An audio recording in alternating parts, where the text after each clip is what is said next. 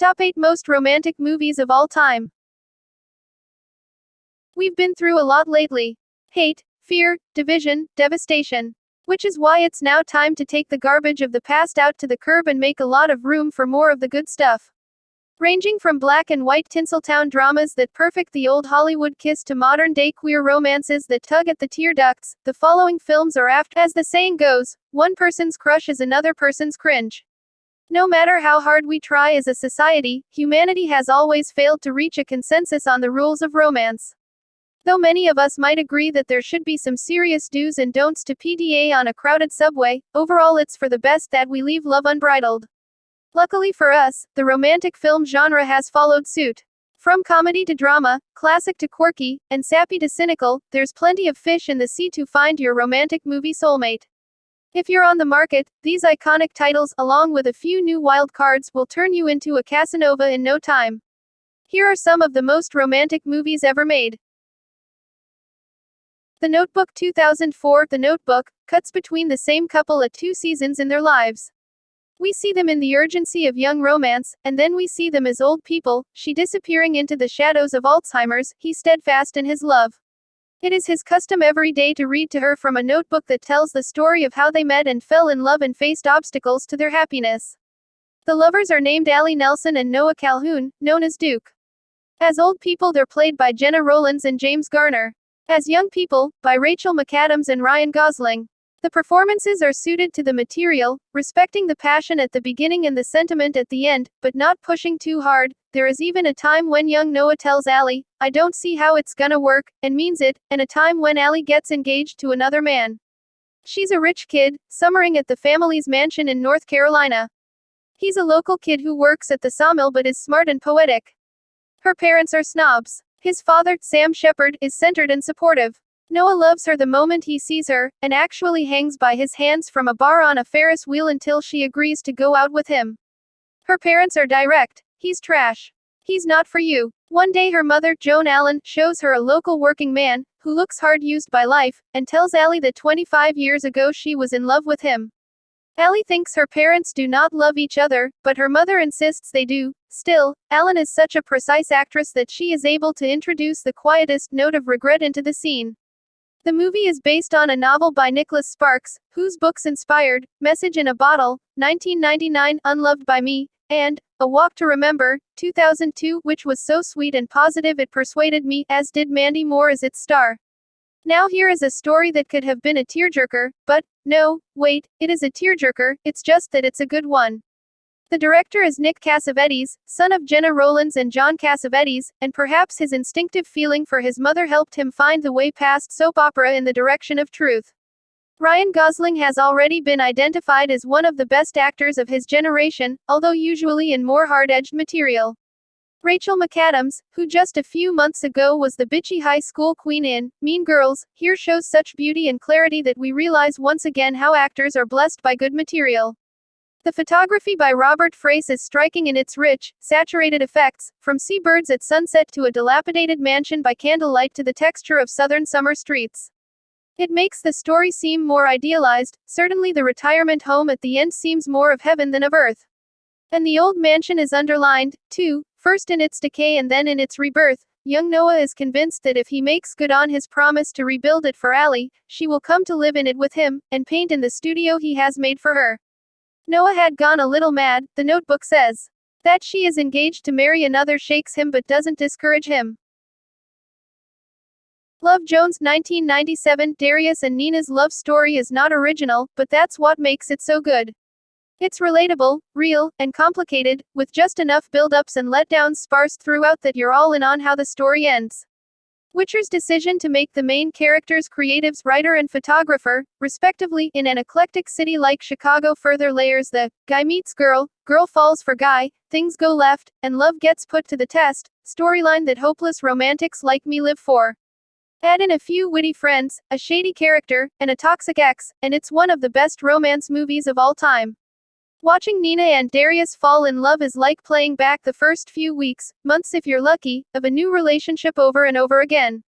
That introductory phase when butterflies abound, phone alerts feel like gold, and being in that special someone's company is enough to conjure up dreams of eloping.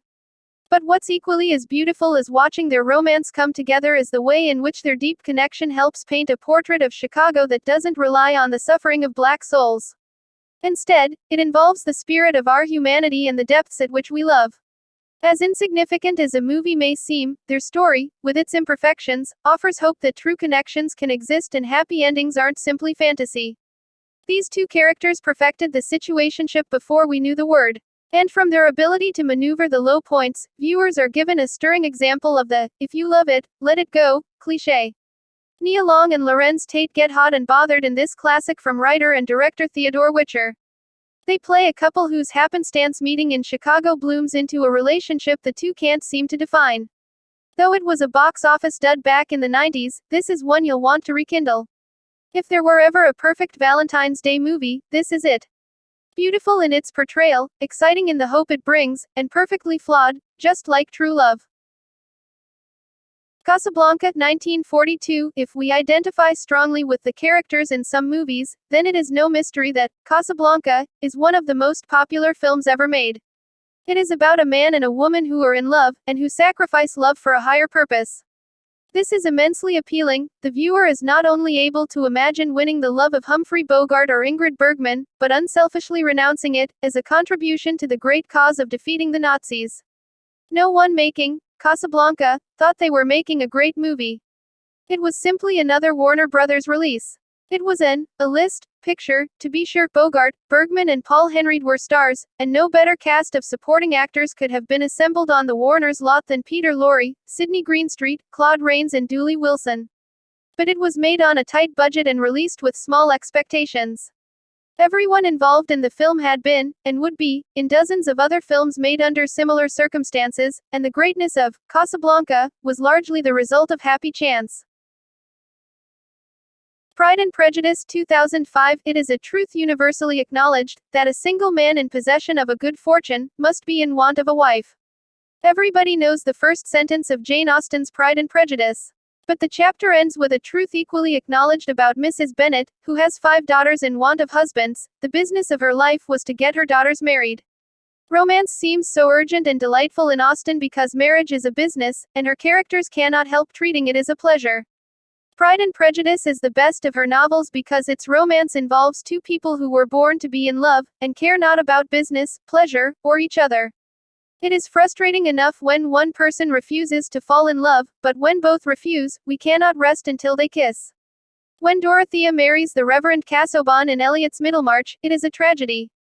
She marries out of consideration and respect, which is all wrong. She should have married for money, always remembering that where money is, love often follows, since there is so much time for it. The crucial information about Mr. Bingley, the new neighbor of the Bennet family, is that he has an income of £4,000 or £5,000 a year. One never earns an income in these stories, one has it, and Mrs. Bennet, Brenda Blethyn, has her sights on it. The plot by this point has grown complicated. It is a truth universally acknowledged by novelists that before two people can fall in love with each other, they must first seem determined to make the wrong marriage with someone else. The movie is well cast from top to bottom. Like many British films, it benefits from the genius of its supporting players.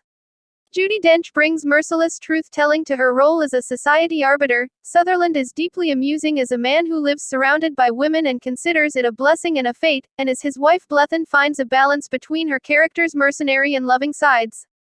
She may seem unforgivably obsessed with money, but better to be obsessed with money now than with poverty hereafter.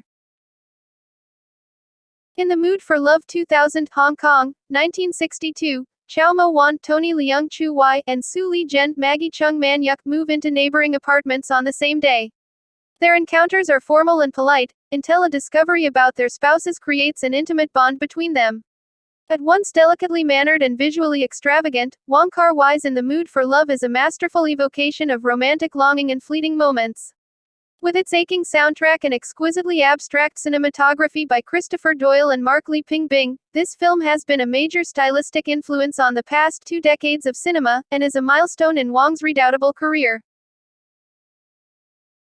A Walk to Remember, set in a small town during the 1950s, A Walk to Remember is the story of an only son of a wealthy family that finds true love with the most unexpected person. The daughter of a minister, Mandy Moore, meets the only son, Shane West, and the story takes us through hard times, love and bittersweet passion. Two North Carolina teens, Landon Carter and Jamie Sullivan, are thrown together after Landon gets into trouble and is sentenced to perform community service. In North Carolina, especially in Beaufort, a prank on a guy goes wrong and puts the student in the clinic.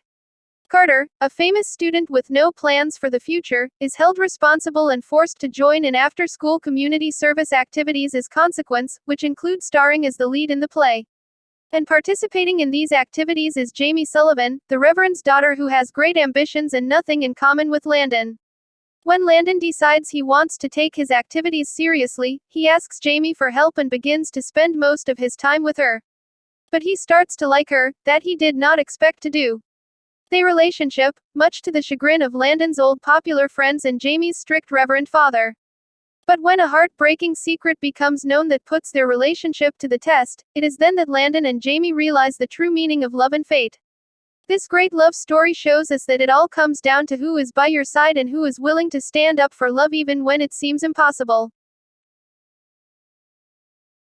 Titanic, 1997. Director James Cameron frames the story of the Titanic in the late 1990s, when a high-tech underwater mission uncovers hidden treasures from the legendary ship, including a nude drawing of a beautiful girl. A nearly 100-year-old woman, Gloria Stewart, reveals that she's the woman in the drawing, and the audience is then immersed in the events on board the ship from her point of view. She was Rose Kate Winslet, a lovely young woman engaged to one of the richest men on the ship, the cool and calculating Cal Billy Zane. Unhappy with her forced engagement, Rose briefly considers launching herself overboard but is saved by the witty, handsome Jack, Leonardo DiCaprio, a third-class passenger who won his ticket in a poker game. As the two grow closer, Cal frames Jack for stealing, and the ship hits an iceberg, throwing everyone into a catastrophic, life-and-death situation where relationships are tested and courage is rare. A crucial part of the film's enduring resonance is its ending scene. Rose, Gloria Stewart, now much older and having lived the full life that Jack promised, walks to the edge of the Keldysh, the expedition boat carrying the crew searching for the heart of the ocean necklace. Little do they know she's secretly kept it for more than 80 years. After a moment of reflection, she throws the necklace into the sea, watching it sink before passing away in her sleep in the next scene. The final shot shows her reunited with Jack in the afterlife on the Titanic's grand staircase, while passengers and crew look on and applaud. It's an understated yet perfect way of bringing the film's grandiose emotional arc to a resolution. However, Cameron originally wrote and shot an entirely different ending that would have changed everything about Titanic, and perhaps affected the film's legacy most of all. Thank you for watching.